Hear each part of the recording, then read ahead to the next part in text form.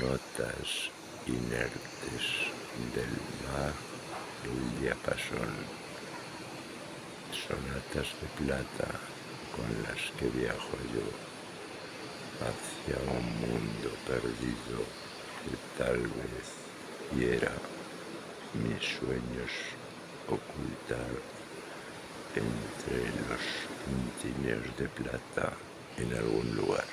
Queda el hueco de la vida en algún lugar entre páginas secas, palabras por escuchar,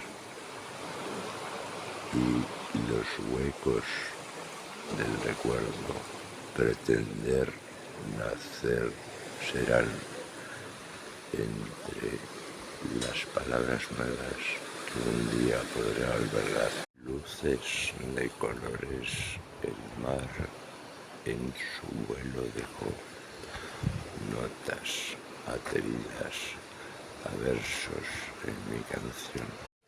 El despertar de una ola quiso mi alma poblar con el instinto de un sueño en el que quise yo viajar.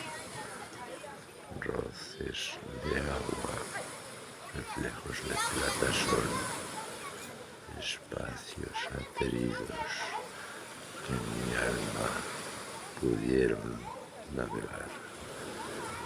Roces de tiempo en algún lugar, ecos distantes que nos hiciera yo viajar. La música del mar quiere mi alma poblar, el eco de las olas distante en el navegar de un poeta que escribe una balada entre ecos de sueños amparados entre tintineos de plata que quedó en las olas al viajar.